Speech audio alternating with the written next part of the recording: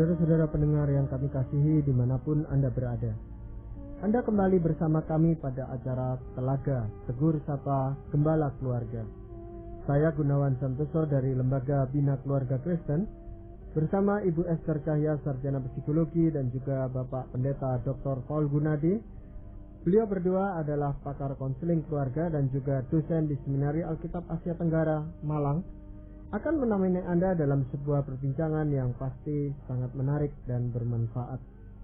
Perbincangan kali ini merupakan kelanjutan perbincangan kami beberapa waktu yang lalu yang mengambil tema Amsal untuk Keluarga. Jadi perlu Anda ketahui bahwa secara berkala kami akan berbincang-bincang seputar prinsip-prinsip Alkitab yang tentunya sangat penting untuk kita ketahui di dalam kehidupan kita membangun keluarga Kristen.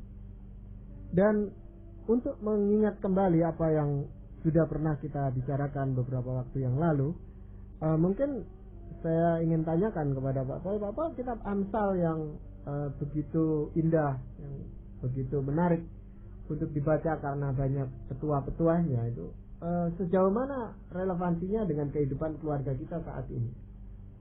Namun ternyata begitu banyak mutiara-mutiara dari kitab Amsal yang sangat relevan dengan kehidupan kita. Misalkan sebagaimana telah kita bahas pada kesempatan yang lalu, firman Tuhan menegaskan bahwa takut akan Tuhan ialah permulaan pengetahuan atau awal dari hikmat. Dan kita bahas bahwa orang yang takut akan Tuhan adalah orang yang akan mengundang respek dari pasangannya atau dari anak-anaknya. Dan respek ini sendiri berpengaruh sangat besar dalam kehidupan berkeluarga. Karena respect lah orang tidak akan melewati batas sewaktu bertengkar. Karena respect lah orang lebih siap untuk mendengarkan masukan dari pasangannya dan sebagainya. Kita juga telah belajar bahwa kita mesti mendengarkan. Firman Tuhan berkata, kalau kita memberi jawab sebelum mendengar, itu adalah kebodohan dan kecelaan. Jadi mendengarkan juga mempunyai pengaruh yang luar biasa terhadap pertengkaran. Gara-gara didengarkan, kita tidak terlalu merasa marah. Gara-gara didengarkan, anak akan merasakan bahwa penjelasannya itu penting, dianggap penting oleh orang tuanya, sehingga dia merasakan orang tua lebih mau untuk bersimpati dengannya, tidak semena-mena terhadapnya. Dan juga kita telah belajar pentingnya menggunakan kata-kata yang tepat dan menguasai emosi. Sebab kita melihat kata-kata yang kurang tepat memperburuk masalah. Masalahnya sendiri belum selesai, terus menggunakan kata-kata yang tidak tepat dan diselimuti dengan emosi yang berapi-api atau yang tinggi, yang akhirnya masalah bukannya makin mengecil, malah makin membesar. Dan firman Tuhan juga meminta kita untuk menikmati istri masa muda kita. Artinya, cicipilah, nikmatilah tubuh pasangan kita.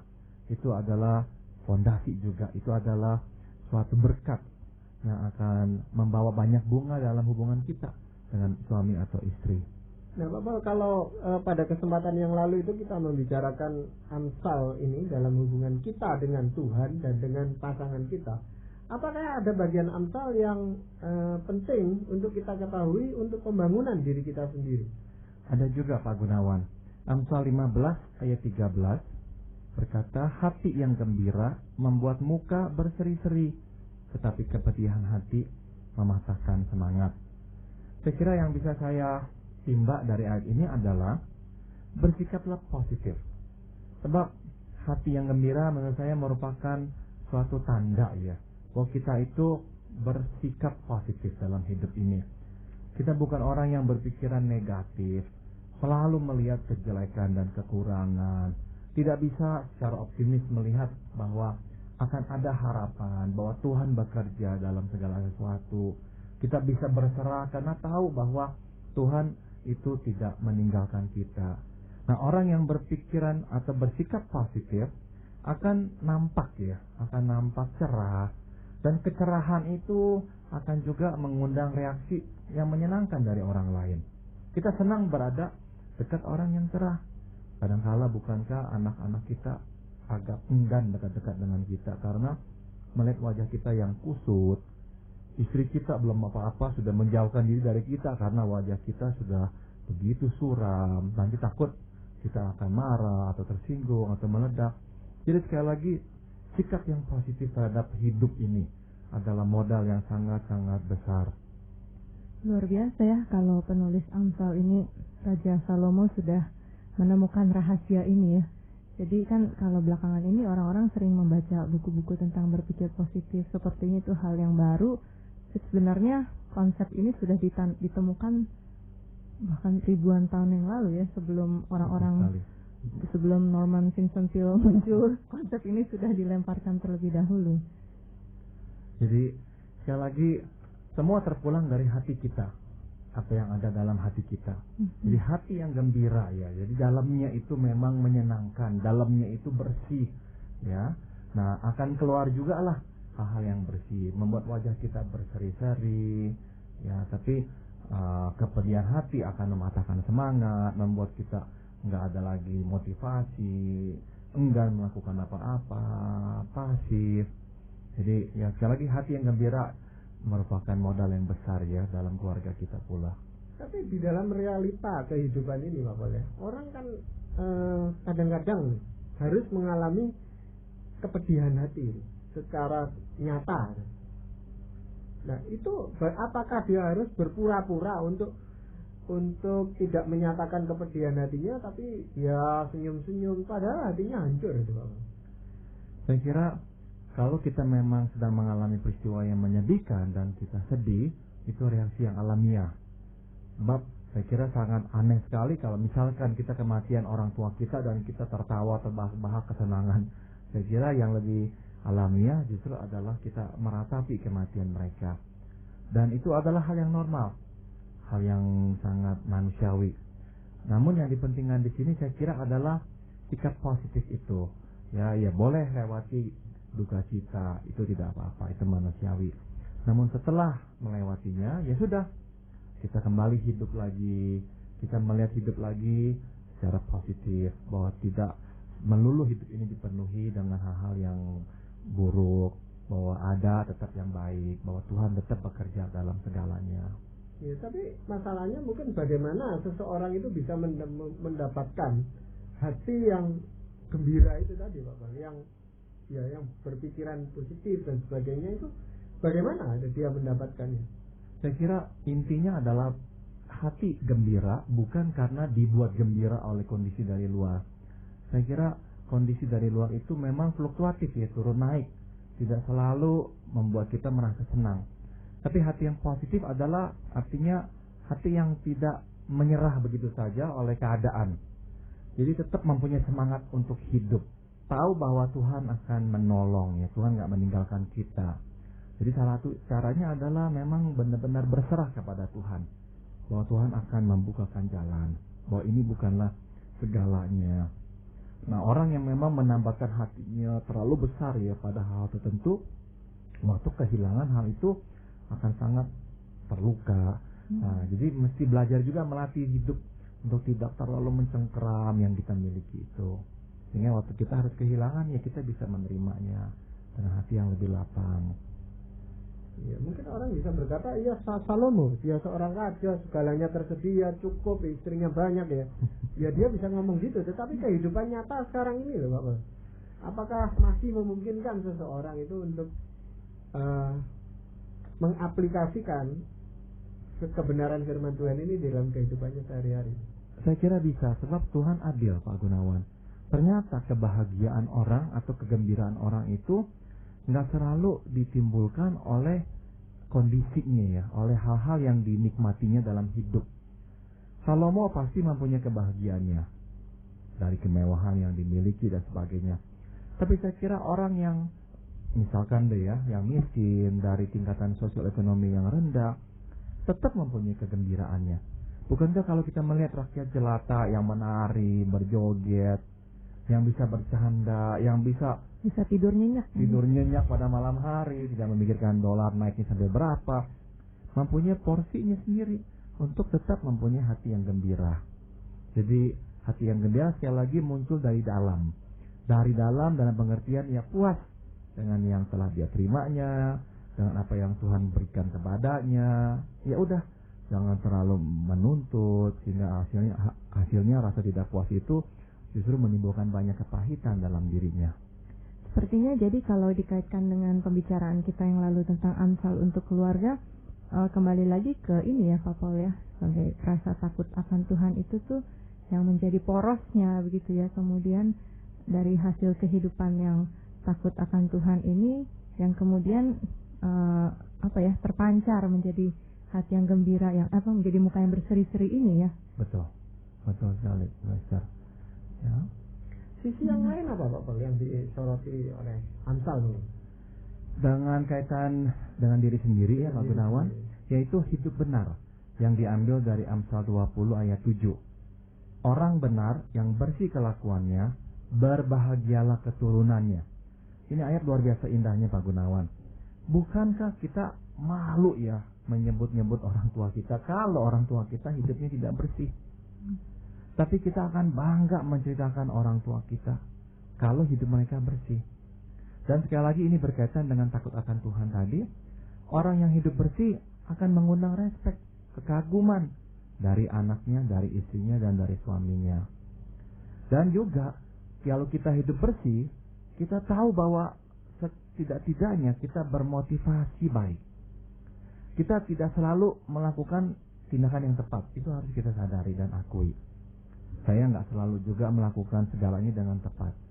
Tapi setidak-tidaknya kita bisa berkata, kita melakukannya dengan hati yang bersih. Tidak ada keculasan, tidak ada niat untuk mencelakakan orang, tidak ada niat untuk menjatuhkan orang lain, tidak ada. Nah, bukankah keyakinan ya bahwa kita berhati bersih, kita melakukannya dengan niat yang baik, itu menjadi pegangan yang juga bisa menuntun kita dalam hidup berkeluarga ini. Ya, jadi saya mau tekankan penting sekali itu Pak Gunawan ya, kebersihan hati dan kelakuan kita.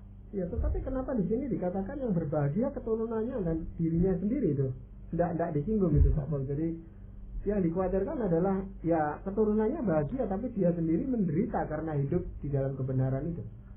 Kemungkinan kalau keturunannya berbahagia, dia pun berbahagia. Kemungkinan yang paling besar adalah orang-orang rumahnya bangga dengan dia, karena dia telah hidup lurus dan bersih. Sehingga orang-orang rumahnya itu tidak usah merasa malu. Begitu. Dan pasti kalau orang rumahnya bangga dengan dia, saya hampir pastikan dia juga sangat bangga. Dia pun senang dengan kehidupannya. Walaupun di dalam penderitaannya gitu Bapak. Walaupun dia menderita. Betul. Ada kepala keluarga yang kasarnya itu mengorbankan dirinya supaya keluarganya bahagia, tapi dia sendiri sebenarnya tidak merasakan kebahagiaan itu. Kalau sampai itu terjadi, saya kira ya sayang juga ya. Dia telah hidup bersih, anak cucunya bangga, tapi dianya sendiri nggak bangga, sangat disayangkan. Saya berharap kalau kita hidup tulus, hidup bersih, bukan saja anak cucu kita bahagia dan bangga, kita pun juga seharusnya juga bangga ya, karena kita telah mencoba menaati Tuhan dengan hati yang tulus. Kalau saya lihat justru kadang-kadang sebaliknya ya Pak Gunawan. Maksudnya ada orang yang sungguh-sungguh kepingin hidup bersih tapi tidak didukung oleh sekelilingnya gitu ya, oleh keluarganya, mungkin dianggap sebagai suami yang bodoh, dianggap sebagai ayah yang tidak bisa membahagiakan anak begitu ya, karena dengan kebersihannya ya mungkin makannya terbatas, kehidupannya begitu sederhana gitu. Betul. Jadi itu bisa terjadi juga ya. Ada orang yang akhirnya mencela ayah atau ibunya karena hidup mereka bersih, dan kehidupan mereka yang bersih itu membuat mereka susah. Namun ini tetap harus saya akui bahwa orang yang mencela pada saat itu di kemudian hari waktu menengok ke belakang tetap akan berkata, saya menghormati orang tua saya karena hidup mereka bersih. Jadi tetap mereka akan melihat orang tua sebagai suri tauladan yang mereka patut contohi.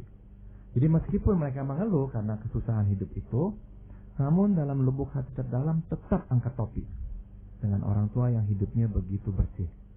Ya, banyak orang mengatakan sudah berusaha untuk hidup benar, itu hidup ya bersih gitu, tetapi lingkungannya tidak, lingkungan kerjanya atau masyarakat di sekelilingnya itu tidak memberi peluang untuk dia itu hidup seperti itu, Pak. Setiap kita akan harus bergumul. Saya kira nggak ada jalan pintas ya. Jadi lingkungan bisa-bisa memang menjerumuskan kita, menekan kita untuk berdosa. Tapi kita tahu itu salah dan kita mau takut kepada Tuhan. Nah, pada simpul itulah kita akhirnya harus bergumul. Yang manakah yang harus kita ikuti? Dan saya menyadari kita manusia kadang-kala bisa lemah. Jadi nggak selalu kita kuat. Ada kalanya kita jatuh dan menuruti yang dipaksakan oleh lingkungan kita. Tapi tetap himbauan firman Tuhan adalah bersihkanlah kelakuan kita, sehingga anak cucu kita akan berbahagia dan bangga. Iya, saya rasa itu suatu warisan yang sangat sangat berharga sekali untuk anak cucu. Betul. Kalau kita tinggalkan teladan yang begitu baik. Betul. Nah, di dalam relasi atau kehidupan kita sehari-hari, kita itu kan juga tidak sendirian, ya. Bergaul, bekerja bersama-sama dengan lawan jenis kita. Nah, dalam hal ini Amsal itu bicara apa? Amsal 5 ayat 8 berkata, jauhkanlah jalanmu daripada dia, dan janganlah menghampiri pintu rumahnya. Dia di sini mengacu pada perempuan yang tidak benar. Jadi dengan kata lain firman Tuhan meminta kita untuk berhati-hati, berjaga-jaga. Jangan malahan kita menghampiri dosa. Itu intinya. Nah, dalam pergaulan dengan lawan jenis, firman Tuhan memang sangat dengan teliti ya meminta kita berhati-hati. Salah satu dosa yang sering kali juga diungkapkan dalam firman Tuhan adalah dosa seksual ya. Nah, ini sekali lagi berkaitan dengan bagaimanakah kita bersikap dengan lawan jenis. Orang yang gak berhati-hati, orang yang gak menjaga jarak, mudah terjerumus. Kalau di sini kan dibilang jangan menghampiri pintu rumahnya ya. Kalau belakangan beberapa waktu terakhir ini yang saya sering mendengar pergumulan para bapak-bapak yang sering tugas keluar kota, mereka tidak menghampiri tetapi kamar hotelnya yang dihampiri. Nah, itu gimana tuh Pak Pol? Saya kira tetap menolak ya. Dan sebisanya memang hindarilah. Ada seorang kawan saya ya, seorang eksekutif juga. Kemanapun dia pergi keluar kota, dia bawa supirnya. Dan dia minta supirnya tidur sekamar dengan dia. Jadi sekali lagi itu langkah preventif. Dia tahu dia manusia, dia tahu dia bisa jatuh. Nah, daripada dia akhirnya membuka peluang tersebut, nah dia menutup peluang itu dengan meminta supirnya untuk tidur sekamar dengan dia.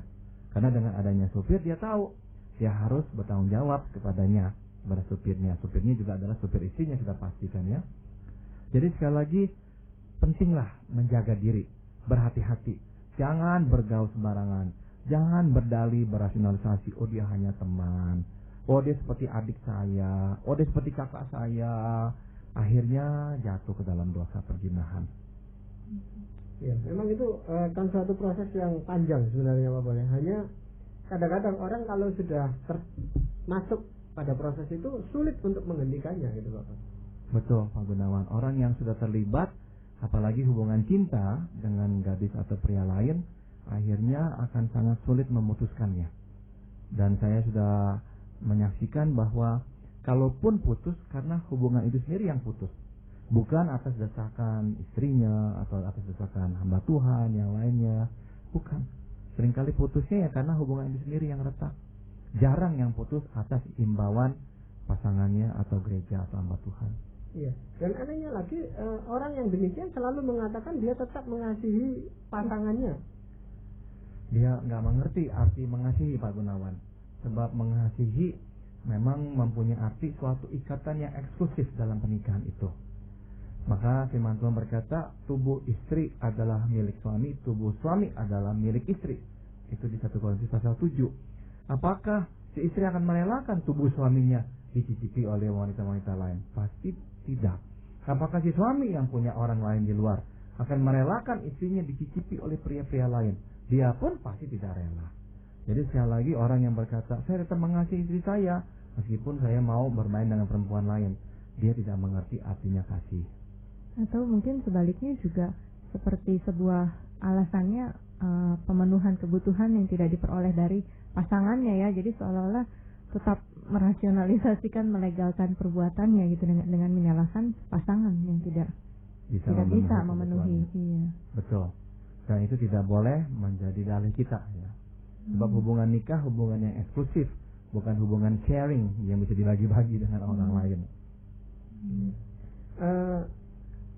apakah ada hal lain Pak Paul di dalam kaitan hubungan dengan lawan jenis ini Pak? Di Amsal 6 ayat 32 tertulis, siapa melakukan zina tidak berakal budi, orang yang berbuat demikian merusak diri. Dengan kata lain, Tuhan mau mengingatkan kita, kamu harus sadari akibatnya. Akibatnya itu sangat fatal. Alkitab berkata, orang yang berzina merusak dirinya sendiri, artinya menghancurkan hidupnya sendiri. Mungkin sekarang dia tidak merasakannya, tapi kemudian hari kelak dia akan tahu dia telah menghancurkan dirinya. Bagi konselor, kadang-kadang saya bertemu dengan orang dewasa yang mempunyai gangguan dalam kehidupan emosionalnya. Tapi gangguan mereka itu sebetulnya bersumber dari hal-hal yang dialami pada masa kecil. Nah, salah satu hal yang umum yang dialaminya, yang menjadi gangguan bagi dirinya adalah orang tuanya tidak hidup dengan serasi. Papanya mempunyai perempuan lain, atau mamanya mempunyai pria lain. Nah, itu akhirnya membawa dampak yang begitu buruk terhadap anak-anaknya. Dan anak-anaknya waktu besar, tubuh besar, tapi jiwa seolah-olah retak oleh masalah-masalah seperti itu. Dan bukankah kalau dia berzina dengan orang, dia bisa menghancurkan rumah tangganya pula, mungkin terjadi perceraian, mungkin terjadi banyak pertengkaran di rumah. Bukankah orang juga akan membicarakan dia, bukankah rasa hormat terhadapnya akan juga luntur. Jadi benar-benar Tuhan berkata, orang yang berzina sebetulnya menghancurkan hidupnya sendiri. Jadi dalam pergaulan dengan lawan jenis, berhati-hati sekali lagi, itu nasihat Tuhan. Iya, dan Tuhan Yesus kan menekankan bahwa perzinahan bukan hanya secara fisik itu Pak Paul. Betul sekali Pak Gunawan. Jadi perzinahan puncaknya adalah hubungan seksual.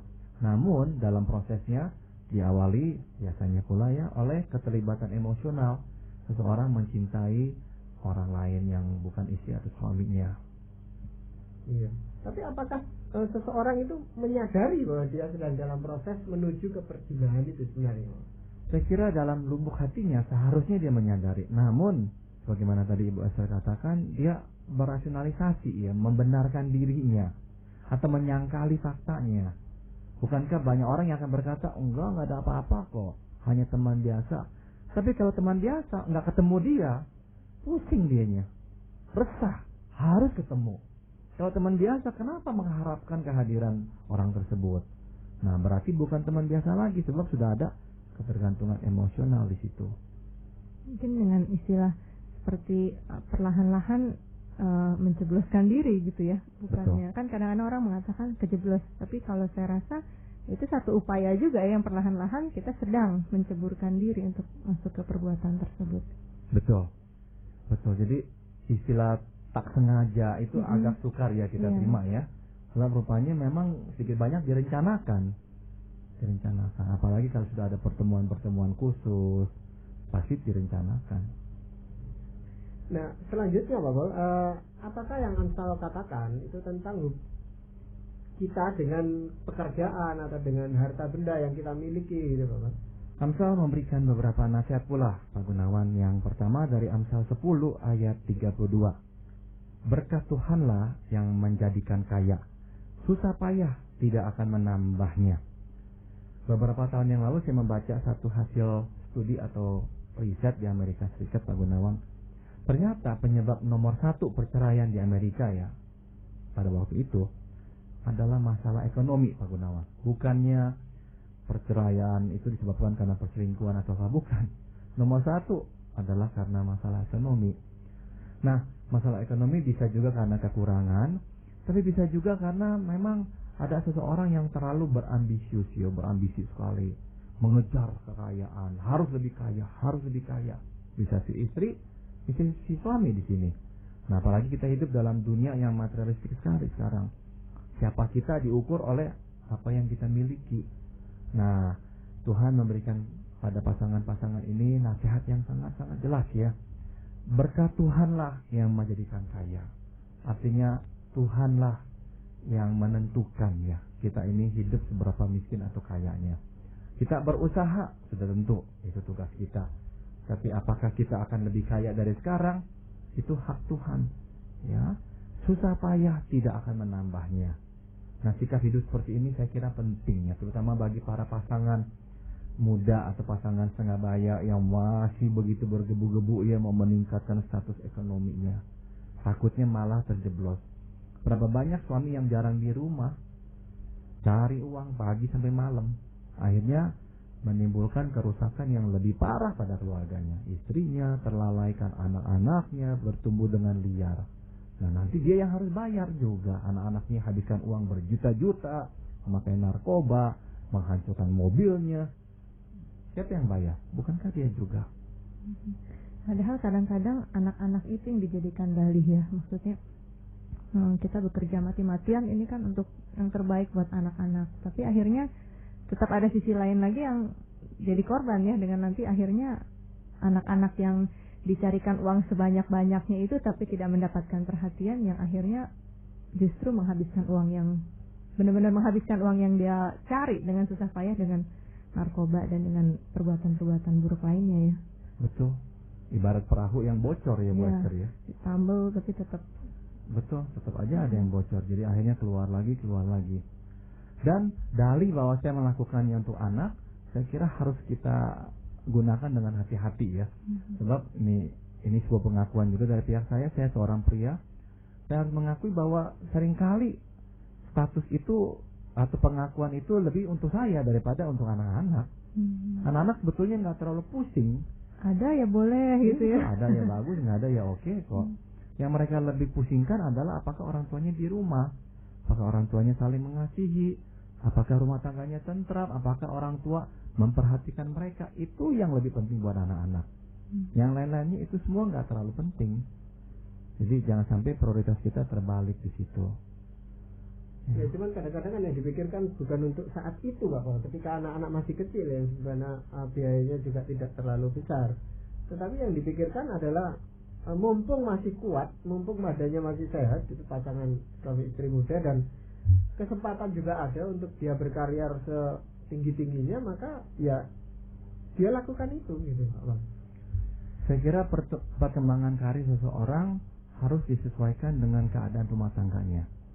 Jadi kalau memang gara-gara karir itu dia harus mengorbankan waktu dengan keluarganya, sebaiknya dia tidak terima. Dia harus korbankan karirnya. Nanti anak-anak sudah besar, tidak membutuhkan kehadirannya seperti waktu dia masih kecil. Nah, silakanlah mengembangkan karir itu. Tapi zaman sekarang ini seolah-olah sudah ada gium ya, suatu dalil bahwa pada usia 30 saya harus sudah menjadi manajer. Pada usia 35 saya sudah harus menjadi kepala cabang. Pada usia 40 saya sudah harus menjadi managing director misalnya. Nah, target-target seperti itu yang tidak realistik. Dan kita nggak harus mengikuti orang lain yang seumur dengan kita yang sudah mencapai prestasi yang lebih tinggi. Karena kita sadari ada hal yang lebih penting. Waktu kita diranjang menantikan kematian, saya percaya kita nggak pikirkan lagi uang kita di bank berapa besarnya. Yang kita akan pikirkan adalah orang-orang yang kita kasihi dan mengasihi kita yang harus kita tinggalkan. Mereka itu akan lebih penting buat kita. Dan tadi sudah kita singgung tentang anak-anak kita Pak. Tentu Amsal juga bicara cukup banyak saya rasa tentang hubungan kita dengan anak-anak kita. Salah satunya Amsal 29:17. Didiklah anakmu maka ia akan memberikan ketentraman padamu dan mendatangkan sukacita kepadamu. Didiklah di sini mengandung arti berdisiplin ya. Jadi mendisiplin anak. Waktu salah berikan sanksi atau hukuman atau didikan. Arahkan dia ke jalan yang benar. Orang tua yang mengambil waktu mendidik anak akan memetik buahnya. Dan firman Tuhan dengan jelas berkata buahnya adalah ketentraman dan sukacita. Orang tua yang mengabaikan tugas mendidik anak akan juga menuai hasilnya. Bukannya ketentraman, tapi keresahan. Bukannya sukacita, malah duka cita. Iya, jadi cukup banyak memang Pak Paul yang bisa disoroti oleh Amsal ini di dalam kehidupan kita sehari-hari. Dan saudara-saudara pendengar, demikianlah tadi Anda telah mengikuti perbincangan kami dengan Bapak Pendeta Dr. Paul Gunadi dan juga Ibu Esther Cahya, Sarjana Psikologi dalam acara Telaga, Tegur Sapa Gembala Keluarga.